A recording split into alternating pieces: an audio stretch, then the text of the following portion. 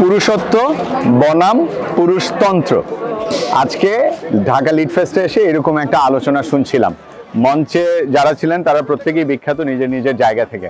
আমি ভেবেছিলাম Dhaka lead fest নিয়ে বা অন্যান্য জিনিসপত্র নিয়ে কথাবার্তা বলবো, কিন্তু আমার কাছে টপিকটা খুব মজা লেগেছে।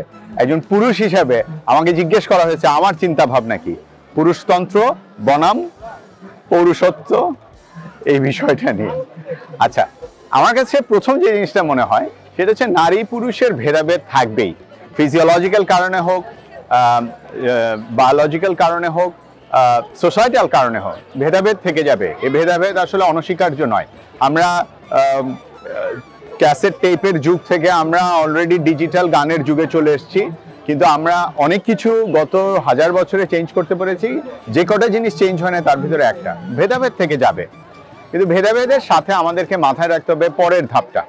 আমার কাছে যেটা মনে হয়, নারী এবং পুরুষ দুজন দুজনকে সবসময় যে দোষারোপ করছেন।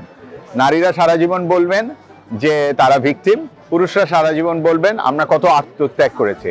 আমরা কি একটু নারী এবং পুরুষের ঊর্ধ্বে উঠে, নারীত্ব এবং পুরুষত্বের উপরে উঠে মনুষ্যত্ব নিয়ে কথা বলতে পারি না?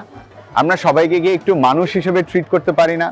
বেসিক মনুষ্যত্বের যে মূল্যবোধগুলো, যে ফিলসফিগুলো, সেগুলো নিয়েই তো আমরা চিন্তা করতে পারি। আমি আপনাকে সাধারণ উদাহরণ দিই। সিন্দাবাদে যখন কাজ করতাম, আমাদের টোটাল যা রেভিনিউ হতো সেটা আনতো ধরেন 12-15 জনের একটা টিম, অথচ প্রায় 70% রেভিনিউ আনতো 4টা মাত্র মানুষ। এই 4টা মানুষের ভেতর 3টে মানুষই ছিল মেয়ে। আমি কোনোদিন এই কাউকে চিন্তা করি নাই যে কে মেয়ে কে ছেলে, এই জিনিসটা কখনো চিন্তা করা হয় না। আমি সবাইকে পারফর্মার হিসেবে চিন্তা করেছি যে he or she is a sales person and the sales person has to get the job done, এবং বিজনেস নিয়ে আসতে হবে। সেটার জন্য তাদেরকে কোনোদিন কখনো চিন্তা ভাবনা করে ইনস্ট্রাকশন দিতে হয়নি, কখনো কাউকে চিন্তা ভাবনা করে টার্গেট দেই নেই যে ছেলেকে আলাদা টার্গেট, মেয়েকে আলাদা টার্গেট। সো ব্যবসার ক্ষেত্রে আমাদেরকে এভাবেই এগোতে হবে। দ্বিতীয় যে জিনিসটা আমাদের মাথায় রাখতে হবে সেটা হচ্ছে এই ধরনের আলোচনা হওয়া ভালো। আমরা এই ধরনের আলোচনায় অনেকের অনেক ধরনের মতামত থাকবে, সেটা নিয়ে উত্তেজক আলোচনা হবে, সবকিছু ভালো। আমার কাছে মনে হয় বিরোধের থেকে যেটা বেশি প্রয়োজন, ওই সমরেশ মজুমদার তার ট্রিলজি, যেটা কালবেলা কালপুরুষ উত্তরাধিকার ট্রিলজিতে শেষে গিয়ে বলেছিলেন, মাধবীলতার একটা ছোট কথা ছিল যে প্রত্যেকটা মানুষের ভেতরেই একটা একটা করে আন্দোলন হয়। তো আপনার আন্দোলনটা আপনার বাসা থেকে শুরু হোক, আপনার নিজের থেকে শুরু হোক।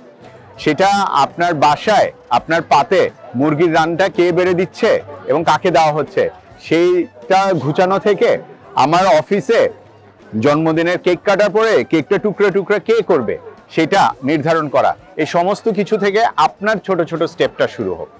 সবারটা নিয়ে আমরা কথা বলতে পারি, আপনি নিজে একটা আন্দোলন, এটা মনে রাখবেন। আর একটা ছোট টিপস দেই, সেটা হচ্ছে ভেদাভেদ বলুন, যুদ্ধ বলুন, সব থাকবে, কিন্তু আসলে স্বনির্ভর হওয়াটা অনেক জরুরি। ছেলে হোক মেয়ে হোক, মেয়েদের জন্য হয়তো অনেকে বলবেন বেশি, আমি মনে করি ছেলে মেয়ে সকলের জন্যই ফিনান্সিয়ালি সলভেন্ট হওয়া, নিজের পায়ে নিজেকে দাঁড়া করানো, এটা অনেক বেশি দরকার। এই নিজে স্বনির্ভর হলে আসলে মূল্যবোধগুলো নিয়ে আমরা এগোতে পারি, মানুষ হিসেবে আমরা বড় হতে পারি। সবাইকে ধন্যবাদ।